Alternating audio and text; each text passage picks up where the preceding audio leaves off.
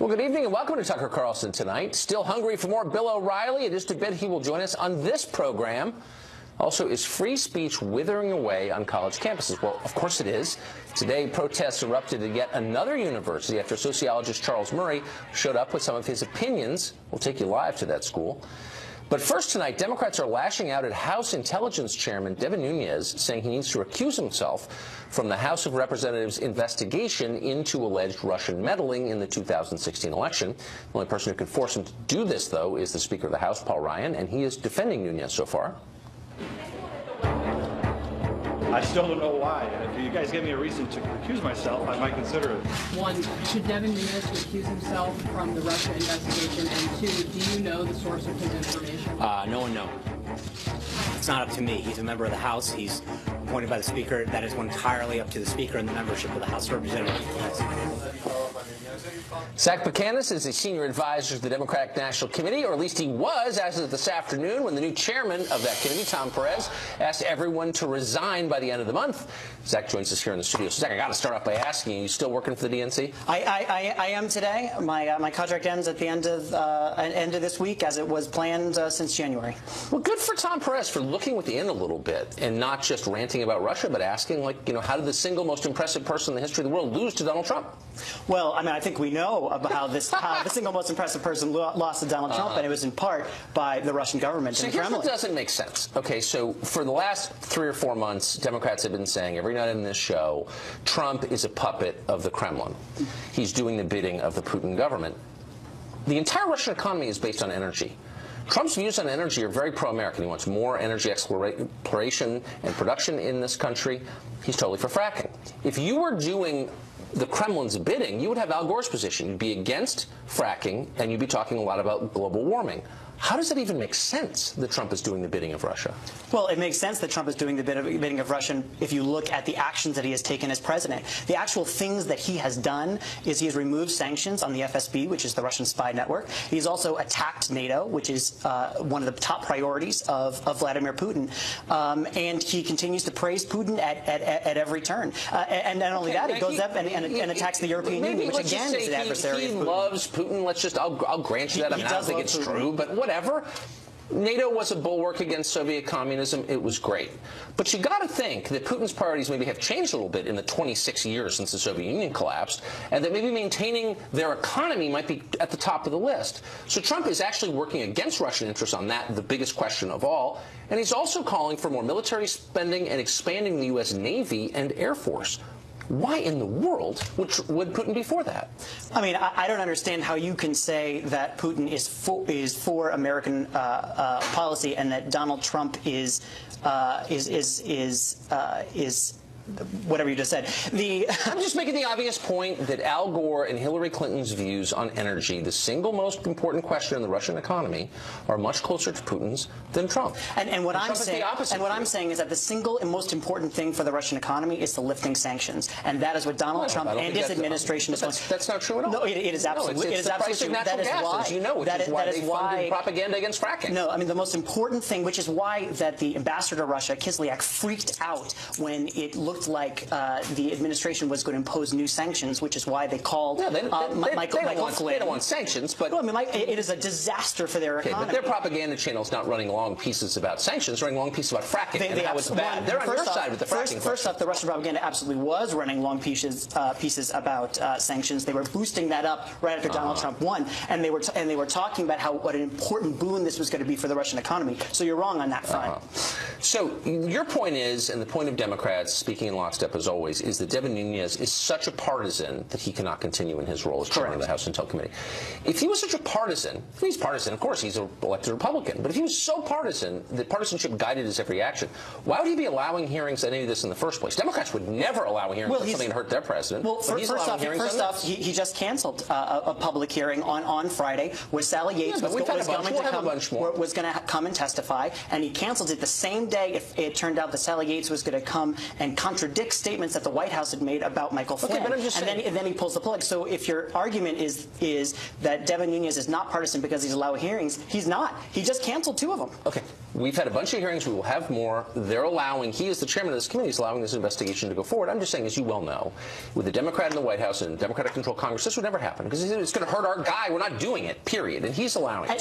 So at some point, we have to start thinking like Americans and not partisans. We have a hostile foreign power that interjected itself into this election. Okay, I've heard the talking points. This is not talking points. This is about basic, as you know. But let's get to the specifics. Do you not believe that Russia came in and intervened in the election? I don't believe, as we've discussed multiple times, I don't believe that Russia affected the outcome of this election. Nobody's arguing Russia wishes us well. No, nobody's arguing that. But I don't think they had a measurable effect, and so I think this whole conversation is stupid. But I'm not in charge of what the conversation is. You guys are. So let me ask you specifically. Sure. If Nunez were to step aside, who would you like to run the committee? Who'd be less partisan? Would Trey Gowdy? No, what we are calling for is an independent 9/11 style commission. To be chosen by whom? To be chosen by Congress. There's a process for this. The 9/11 Commission was done after the 9/11 attacks. There's precedent for this of how it's done. That's something that the Congress would decide. Oh, but wouldn't that be partisan? Because it would be partisans choosing it. No, in the 9/11 Commission, there were 5 Democrats and five Republicans. They interviewed about 1,200 people. It was not partisan. It was specifically decided not to be partisan. That settled the basic questions about 9/11, which we're still arguing about today. I mean, look, let's be totally real. If you want a non-partisan commission, you would have a popular vote on the subject. Who should serve on that commission? That's how you would do it. You can't take partisanship out of a partisan process. And you know that, and your motives are partisan in the first place. So this is a dumb conversation. Why not have the real conversation, which is, did and to what extent Russia affect the outcome of the election, and did the U.S. government spy on Trump, the candidate, or not? And so, like, those are the real questions. Yes, which I'm very happy to talk about, and it are some of the questions that this independent commission would look at, and what we need to find the answers to. So here's what we know. We know that intel agencies run by Barack Obama spied on the Trump transition team. False. Really? Because the director of the FBI said that. No, he didn't. Actually, he did. No, he didn't. Yes, well, he certainly did. He said that there was yes, he did. He said it right in front of Congress. He said there was an investigation into Russian interference, and it centered on people in the Trump orbit. That's exactly what he said. And so what do you think of that? Does that bother you? There is a difference between an investigation and spying on members of the transition team. Really? What we do How know could is you have that an investigation without spying on members of the transition team? How would that be possible? That is a very specific term when you're talking about surveillance as opposed to whatever. It's general investigation. You're watching people without their knowledge. Making stuff up. No, I'm not making anything. No, you are. What we do know is that the FBI has been running an investigation since July. We do not know the methods. With no surveillance. We do. I don't know that. Do you know that? I know that the NSA sweeps up virtually every electronic communication in the United States. Its former employees have conceded that. The Snowden papers prove it, and I'm bothered by it. Now, you claim to be a liberal. Why am I the liberal in this case, arguing for civil liberties and the right to privacy? Why aren't you upset about this? You are injecting facts that don't actually exist. What do you mean they don't exist? You are supposing disputing what I just said. Yes, you are supposing that the NSA is somehow involved in this, and they're sweeping up all sorts of communications that are there. I mean, please point to a specific communication that you're talking about. Just point to one. This is like arguing about the sunrise. We know that the NSA just point to one specific thing that you're talking about. I don't think you will meet anybody of either party on the Senate or House Intel Committee. One example. All electronic communications in the United States. A single example. The email you sent this morning. What was the email I sent this morning? I don't know. I don't work for the NSA. The point is they have access to it, and we should be worried about it. That's all I'm saying. And I'm wondering. It's not a helicopter question. It's a fact. Zach, good to see you. You too. Well, the collective meltdown over Nunez's behavior is convenient because it allows Congress and the press to ignore what he actually says, part of which is that Americans are apparently having their information incidentally caught in an intelligence dragnet. I recently confirmed that on numerous occasions the intelligence community incidentally collected information about U.S. citizens involved in the Trump transition. If this is all about improper unmasking of, incidentally collected U.S. information, he did exactly the wrong thing. Incidental collection is not surveilling a campaign or American citizen. It's surveilling a foreign agent. There are rules about when you have incidental collection, what you do with it. I'd be curious to see if those rules will follow. Congressman Trey Gowdy of South Carolina says that instead of chasing, or maybe in addition to chasing, Russia phantoms, Congress and the press ought to be more worried about how American citizens are being spied upon and then unmasked by unscrupulous intelligence officials, probably for political reasons. Congressman Gowdy of South Carolina joins us now. Congressman, thanks for coming on. Yes, sir. Thank you. So I don't really know what the purpose of all these statements from members of the committee are on both sides. I'm paying close attention. I'm totally confused. So can you just give us a quick summation of what we know for certain about spying on American citizens, including the Trump campaign? Well, what we know is that if there is an evidentiary basis for the president's tweet, it has not been shared with the public. So we'll get that out of the way. The allegation was very specific. President Obama wiretapped Trump Tower. Yes. There's not an evidentiary basis for that. Where it gets a little more complicated is there are surveillance methodologies that allow the collection of, hypothetically, foreign-to-foreign communications. And to the extent that U.S. citizens are mentioned or collected in that, in those surveillance programs, they're masked. And I think you want the information collected from a national security standpoint, but the masking is important. So with General Flynn, with the public reporting is that he was unmasked. All right, that's not only a breach of protocol, that's a violation of the law. That's the felonious dissemination of classified material. What Chairman Nunes' point is, I want to know whether or not other people have been unmasked, even though you don't know about it publicly yet. Interesting, but it will be known in the intelligence community. So my understanding from watching Director Comey is that intel agencies reporting to the Obama White House initiated an investigation of people around candidate Trump before his inauguration. Is that your understanding? It is not, and I would be surprised if anybody could confirm that. There's a warrant process that you have to go through with the FISA court, and it has to be approved. And again, there's a public record of all of this, Tucker, which would be in the custody of the now Trump Department of Justice. So if there were an evidentiary basis for that, it's pretty easy to lay that out. There's a paper trail. Why would Director Comey be willing to reveal the existence of some investigations but not comment on others? That was really surprising to me. If you remember what he said, he sought special dispensation from the Department of Justice to confirm not just a counterintelligence investigation, but one that may manifest itself with criminality. But yet when I asked him about the leaks, he said he could not confirm that there was an investigation. I think they're both of national interest. One happens to be a felony.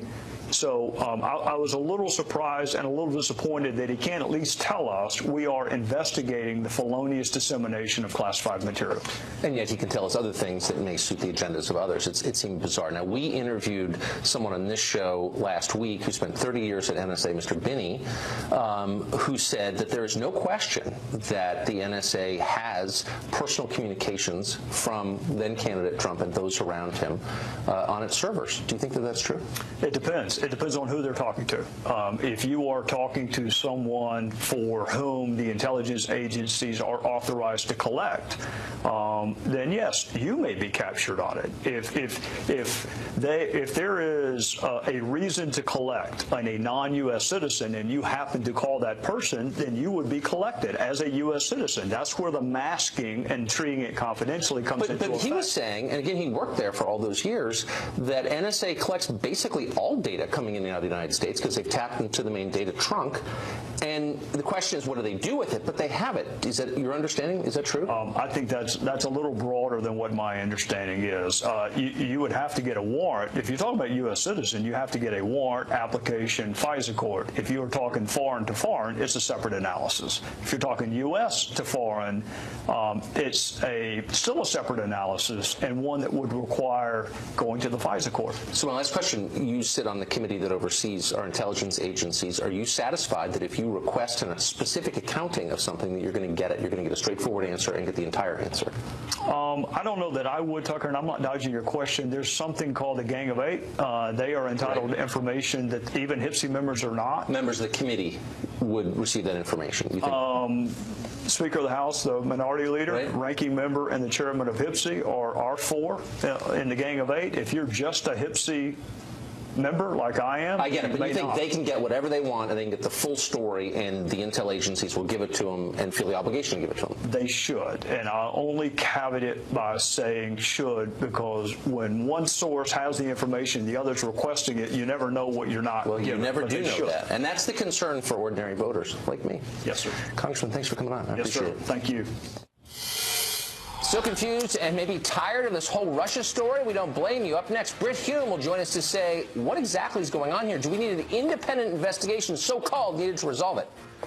Also, sociologist Charles Murray was at Notre Dame today. He has interesting ideas about the decline of the working class. But instead of listening to those ideas, a bunch of people started yelling at him. We'll go there live ahead.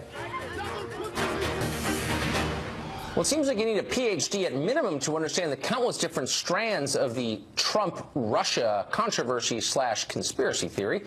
You have alleged Russian hacking, allegations of collaboration between the president and Putin, intelligence agencies spying on American citizens, and now, of course, a ton of congressional bungling. What to make of all this? Is an independent investigation needed to get to the bottom of it? Or should we just move on and try to forget this ever happened? Assuming anything happened at all. Fox News senior political analyst Britt Hume joins us now. Hey, Britt, I go back and forth on this, whether this is pure politics or there's something deeper, and I'm leaning toward the latter now. I've had a couple members of Congress, on air and off, get emotional on this subject of Russian hacking or interference with the last election. And I'm starting to think that this really is kind of the touchstone in their view to understanding all of American politics. Do you think they believe it? I think they may, Tucker, and I think the question is whether that is what this is about. That is to say, an effort by Russia to meddle in our elections, a hostile act to be sure, perhaps even, as Dick Cheney suggested, an act of war.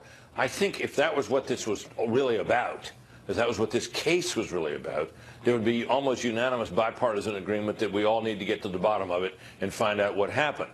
However, there are two other elements that have become part of this as well. One of them is the question of whether the Russians were acting in collusion with the Trump campaign, of which there is scant evidence so far, but a lot of allegations and a lot of suspicions voiced about that. And of course, the final element is this question of whether the United States intelligence agencies, having incidentally swept up the names and information from or conversations by certain American citizens, then proceeded to mishandle that information. The identities, of course, in situations like that, as your previous guests have mentioned, are supposed to be masked. That is to say, not revealed, not even revealed across the intelligence agencies. And it appeared that those constraints were not observed in some cases here. Yeah. That is what Devin Nunes has been talking about as the chairman of that committee, and that is the information, or related to the information, that he apparently has been told confidentially from someone within the intelligence services. The Democrats, of course, would like this to be about the allegations of collusion, and the Republicans would like it to focus more on the allegations of the misuse of intelligence against American citizens by the Obama administration. My sense about this is that this reminds me of a lot of congressional investigations that I've covered through the years, in which there's a lot of politics involved. It's kind of an adversarial proceeding, and on one side, one party tries to adduce information that helps their side of the argument, and the other party does the other thing. And out of that kind of adversarial proceeding, truth often emerges. It did during Watergate, it did during Iran-Contra, and it has in many other cases. I don't think we're anywhere near in a situation where there's enough information on either those counts to go for some kind of outside special counsel. You know what it reminds me of? And you were, of course, at the center of this. 1993, you covered this. Republicans couldn't understand how anyone could have voted for Bill Clinton. They just couldn't make sense of it at all. And so all these theories arose about running drugs in and out of Mina Airport or killing people, rather than just addressing it directly, that he had a message they may have disagreed with, but that was resonant with voters. I think the Democrats still don't understand why Trump won. And so they've made up this incredibly elaborate explanation having to do with Russia that is psychologically satisfying, but maybe not politically helpful long term. I'm not sure how deeply they believe it, but they'd love it. They'd love it to be true, Tucker, because they believe, based on things apart from this, that Donald Trump is basically an illegitimate president, a man who has no qualifications for the job, is an execrable person, and should not be the president. And right. They're afraid that he will have the presidency for 4 years, and they'll roll back their agenda, and he'll cause all kinds of problems. And they can't stand the guy. No. And if it could be shown that he colluded with Russia to get elected, Well, that would undermine his presidency almost totally. Right. That is what they're going for, and that, in my view, from their side of it, is what this is about. Boy, they really, really don't like to lose power. It's unbelievable, actually. Britt, thank you for that. Well, That in was my really experience in Washington, nobody ever does. No, that's true. Some are better than others, though. Thank you. Up next, a coalition of mayors led by New York's Bill de Blasio is resisting the president's efforts to stamp out sanctuary cities or defund them. After the break, we'll talk to a law professor who, perhaps ironically, supports their efforts to undermine the law. Stay tuned. Well, today's the second day of the first ever Sanctuary Cities Conference. It has gathered local politicians from across the country for the collective purpose of defying immigration law. They don't lack support in America's largest cities. Top officials from both Los Angeles and New York have announced they will defy the administration's efforts to suppress sanctuary cities and enforce immigration law. In Los Angeles, we don't separate children from their families because it's inhumane. In Los Angeles, we don't demonize our hardworking neighbors just because they speak a different language or come from a different country. That's un-American. The Department of Justice will also take all lawful steps to claw back any funds awarded to a jurisdiction that willfully violates 1373. New York City is the safest city in this country. And so, you know, if the president wants to put that at risk to make a point to a dwindling base of support, then he is being extremely irresponsible, but that's nothing new for this administration. Peter Markowitz is a professor at the Benjamin Cardozo School of Law, also an immigration advocate who spoke at day 2 of today's conference. He joins us now. Peter, thanks for coming on.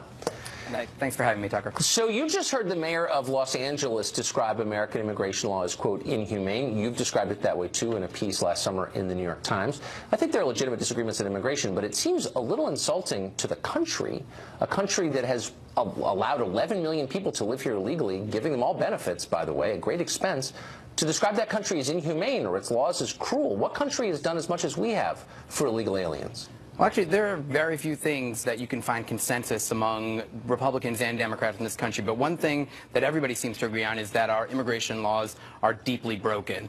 And so it's not at all surprising that the mayors of the cities that have the largest immigrant populations, who see the harm up front of a massive deportation system that's ripping apart families, identify the reality that those are, at base, inhumane laws. You know, I just find so remarkable the insult to the population. I mean, immigration has upsides for sure, but it also has real costs, measurable costs, which have been measured, actually. Costs to American citizens who are here and born here and all that. And their views and lives are never taken into account in this equation. It's you're being mean to people here illegal. What about everybody else? Actually, to the contrary, the vast majority of the reliable studies that have been conducted show both that immigrants make our country more vital economically for all Americans, but also that sanctuary laws, the laws that were discussed at today's conference, make our cities and our country safer. So very much we're thinking not just about the immigrant population, but about all Americans and the way we benefit from immigration. So I know that you're a law professor, not an economist, but a lot's been written on this. I'm a little surprised you haven't read it. So the U.S. Civil Rights Commission, which has existed a long time, but under the Obama administration, 2010, did a study on this, and here's part of what they concluded. I'm reading it verbatim. Illegal immigration has tended to depress both wages and employment for low-skilled Americans, a disproportionate number of whom are black men. Now, I don't know of any economist who would dispute that fact. When you flood a market with low-wage labor, it hurts people at the bottom, and it is disproportionately black men. Why don't you admit that? And does that bother you? Right. Well, actually, there's been a wealth of data showing that immigrants actually are a boon to our economy. But to the extent that immigrants are being exploited and underpaid, the reason why that's happening is because Republicans have obstructed comprehensive immigration reform, I'm sorry, which would allow them to have work authorization and then be able to get paid a living wage. I want you to be able to give your point of view, but I also want you to address what I just said. So the U.S. Civil Rights Commission, this is not some right-wing group, has said what I think every economist has said who's looked at it carefully, that there are parts of the economy that benefit from illegal immigration and low-wage immigration. Rich people benefit disproportionately, but low-wage workers, disproportionately black men, are not beneficiaries of this. Are you denying that specific fact, which is a meaningful fact? So you could pick and choose one line from one report. What I'm telling you is no, that... The theme. you're actually reading one line from one report. And what I'm telling you is that the theme that runs across the economic research is that immigrants are a boon to our economy and are a boon to American workers. And that's why... Including at the lower end of the labor scale? So people working for minimum wage benefit from illegal immigration? Are you saying that with a straight face? And what can you cite that proves that? There's not one thing ever written that proves that. What I'm telling you with a very straight face is that if you're worried about low-wage workers, you need to stop the mechanisms of exploitation that allows immigrants to be underpaid. And the way to do that is to create a pathway to legalization such that they can no longer be exploited and we can level the playing field. Well, I think you have a fair point. They are exploited in a lot of cases. That's a real thing. But I'm not talking about people who broke our laws to come here from other countries and work under the table. I'm talking about people who were born here, including black people whose families have been here for 400 years. We have some concern for them. If we're the U.S. government, our whole purpose is to look out for them. And we're not. And we're not even talking about them. And you keep dodging questions about them like they don't matter, but they do matter. And will you acknowledge that they are not helped by this? In what sense could they be? Actually, I'm not dodging the question. I'm telling you directly. If you care about that sector of the labor economy, there is something that you could do. You could talk to your Republican allies and tell them to pass comprehensive immigration reform, get people work authorization such that they can't be exploited in ways that are harmful to our economy. But wouldn't it just be a lot simpler to acknowledge the law of supply and demand and know and affirm that when you have an overabundance of low-wage labor, the rate of labor goes down, wages go down? Are you denying that fact? If you talk to the agricultural economy, the agricultural sector, if you talk to the construction sector, if you talk to the service sector, what they're going to tell you is that immigrant labor is vital. Blue-collar immigrant jobs are vital to our economy, and that absent that labor, the American economy is going to slow, and that is going to harm all Americans. So this is like a macro question, but I wonder if it ever occurs to you, how did you, a liberal law professor from New York City, wind up the spokesman for big employers who exploit low-wage labor? How did that, do you ever think, like, how did I get in this place? You're defending agricultural and service sector employers who pay low wages. Like, did you think you were going to wind up in that place when you were a kid? I'm not sure we're having the same conversation. I think we are. What I'm saying is what the same thing that the organized labor said when we had the last time that we came close to comprehensive immigration reform. They supported comprehensive immigration reform because they knew that was good for all American workers. And it was Republicans that obstructed that. And so to the extent that there is exploitation of immigrants and that is harmful to our economy in ways that I completely agree, you should speak to your Republican allies who obstructed comprehensive immigration reform. You are taking the line of big employers, of the plutocrats, of the Chamber of Commerce, and you're repeating it verbatim. You're saying unless we have massive amounts of foreign low-wage labor, it's going to be very hard on our economy. No, it's going to be very hard on people who seek to pay lower wages to their workers, isn't it? No, actually, the laws of supply and demand operate regardless of our immigration laws, right? And so that's why, and that is why we have, one of the reasons why we have a large undocumented population is because our immigration system is so broken that there aren't legal mechanisms for the blue-collar immigrant workers to obtain lawful status. But we can't throw any of these people out under any circumstances because that's inhumane. Wouldn't that just be the fastest? If you're not here legally, leave. Everyone's wages goes up. We have got a lot less poverty in the state of California, New York, Illinois, and Texas. Why is that bad? Because why exactly? Yeah, so it turns out it doesn't work that way because it's not realistic to think that there are 11 million undocumented people that we're going to round up when we're already spending more on immigration enforcement than we are on all other federal law enforcement combined. Professor, we don't agree, but I appreciate your coming on. Thank you. Thank you, Tucker. Up next, Charles Murray went to Notre Dame today, defying various people who demanded that he not be allowed to speak. We sent a reporter there. He'll tell us what he saw. Plus, Bill O'Reilly just published his 24th book. He'll join us to tell us what's in it, in case you haven't already read it. Stay tuned. Sociologist Charles Murray was supposed to speak yesterday at Middlebury College in Vermont, and he would have done so if a mob of protesters hadn't decided to stop him. UC Berkeley is in turmoil tonight, real turmoil, as rioters set fires and forced the cancellation of a speech by writer Milo Yiannopoulos. Milo Yiannopoulos is a fascist. You tried to express your views and were prevented by a violent mob. I was, bundled in, put in a bulletproof vest and whisked away. And that is the price you pay for being a libertarian or a conservative on American college campuses. Well, Across the country, you've seen an uproar on college campuses over free speech, whether people whom fashionable liberals disagree with ought to be allowed to talk at all. Should they be allowed to speak? Well, if you have an idea that doesn't fall within the narrow spectrum of currently popular left-wing views, you can expect harassment, bullying, physical attacks. If you're trying to give a speech, a disruptive protest is almost a certainty. How did this happen? Today was no exception. Sociologist Charles Murray went to Notre Dame today, and a mass of people showed up to get mad. Fox News national correspondent Matt Finn was there. He joins us now for an update. Hey, Matt. Hey, Tucker. Well, Dr. Charles Murray is an acclaimed yet controversial social scientist with decades of research in issues like socioeconomics, race, the American culture, and now the 2016 election. But today, Dr. Murray was greeted by protesters here on the campus of Notre Dame because students disagree with some of the conclusions in his book, in which Dr. Murray writes that a person's intelligence depends on a few key factors, including genetics, upbringing, class, and race. One particular passage that students seem to be outraged over in one of his books is when Murray writes that little boys who grow up without fathers tend to reach adolescence unprepared for life. Protesters basically say Murray's research is bogus because he's racist, while others say Murray is simply presenting the hard truths from his research. Take a listen to two students today on the campus of Notre Dame. Yeah, I do think he's promoting a racist agenda. One of the definitions of racism is believing that you're superior, that your race is superior to another. And in his book, The Bell Curve, he clearly states that he believes black people are less intelligent than white people. He also says he believes Eastern Asians are more intelligent than white folks. People on the left, such as those who have gathered here, will take out little snippets of those quotes, little pieces of analysis, and they'll present it as if he's like, some white supremacist or Nazi, just, and putting ideas onto him that he didn't actually express. And I think that that's the source of a lot of the controversy around him. Not actually what he believes, but rather what they want him to believe in order to have this kind of gigantic controversy. Dr. Murray also touched upon the rise of President Donald Trump, saying Trump won because he tapped into an anger in the middle class that was tired of being ignored by the Democratic elite. Tucker? Looks like a lot of fun, Matt. Sorry I missed it. Thanks for doing that. Notre Dame professor Philip Munoz was the one who invited Charles Murray to speak on campus, and he joins us tonight. Professor, thanks for coming on. How did it go?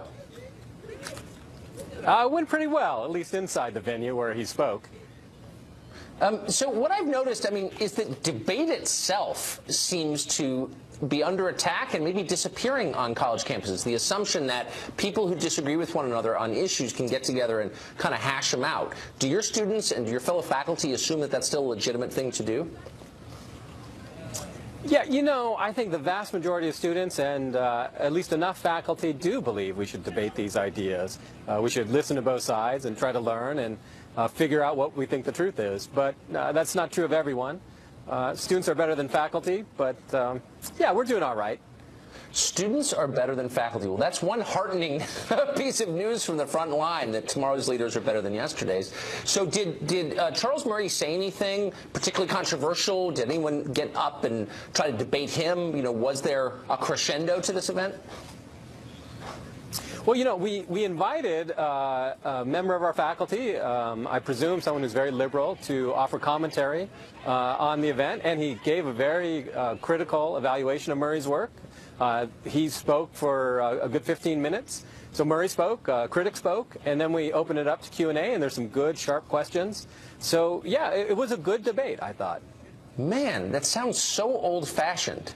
One side says what it thinks, another side says what it thinks, everyone goes out for coffee after. Good for you for keeping this alive, this tradition that goes back 3,000 years. Did you take any heat from your fellow faculty members for it? Sure, yeah. Some of the faculty were not very happy with me, but I will say 99 out of 100 comments were positive, and I'm proud of Notre Dame. I'm proud of our leadership. Even people who disagreed with Murray wanted this to happen, to say, look, we're not going to be bullied. We're not going to not have debate because you don't want one side to speak. Right. We're a university, and people need to be heard. Really quickly, of the people who disagreed with you, where do they tend to be from on campus? From the engineering department, business school, or were they the sociology department, if you can generalize? There were some social scientists and professors in arts and letters. That's probably true. Of course. One correction to the record here, Tucker. We didn't go out for coffee after the event. You did? Well, close enough. Professor, we're a thank you. Catholic school, after all.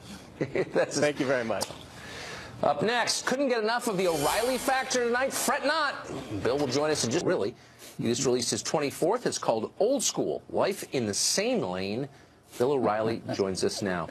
Bill, I think I'm the only one who's interviewed about this book who's actually read it, and I really liked it. I'm not just saying that. Well, thank you. I appreciate that, Tucker. Smart. You know, you're an erudite guy, and I figured you'd dive right into it, and it spoke to you, I bet. Well, it did, and I thought it was, you know, I'm always won over by humor. I thought parts of this were actually hilarious. But just to explain quickly the difference, what you're trying to do is to help people understand the difference between old school and snowflake. What does that mean, and how do you tell? Well, it's a philosophy of life. And those of us who were raised in traditional homes, as I was, we adopted, many of us, old school.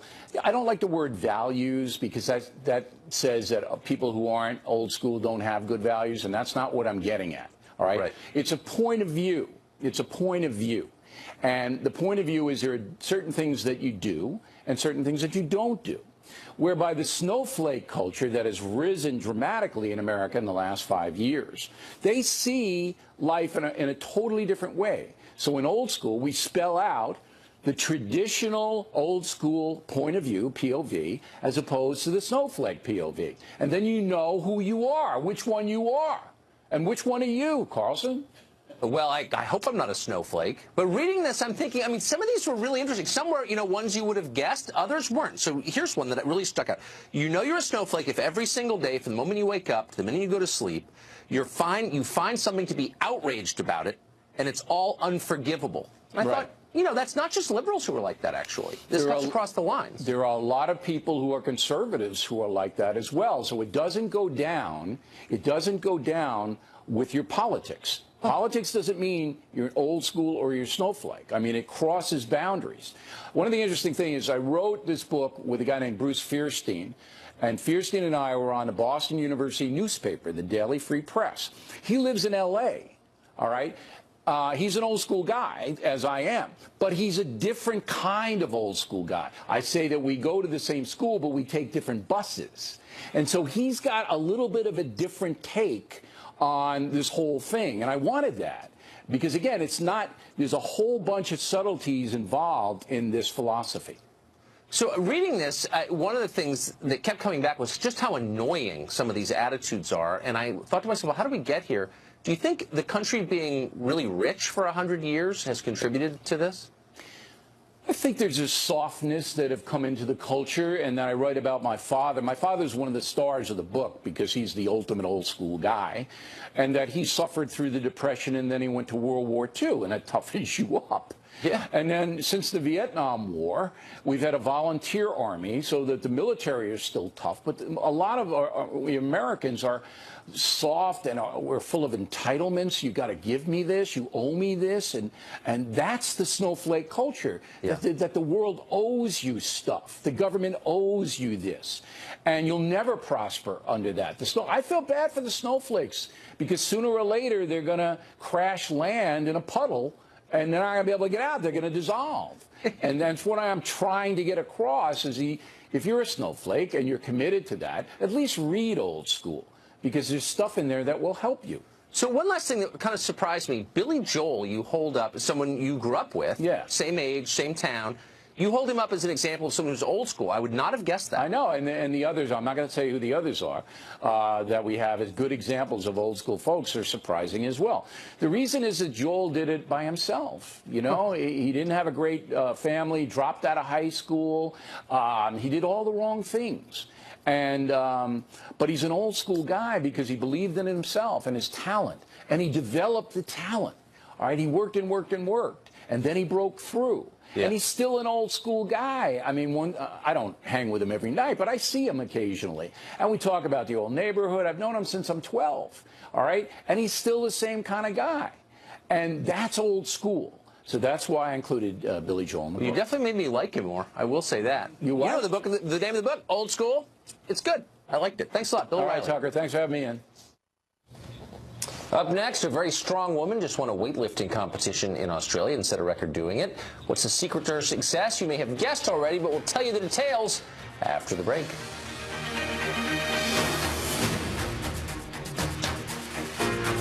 The Australian International Weightlifting Competition was recently held in Melbourne. In the women's class, the heaviest weight division was won by Laurel Hubbard, who dominated the event, lifting 590 pounds, was 42 pounds above the closest competitor, and setting a new record by doing it.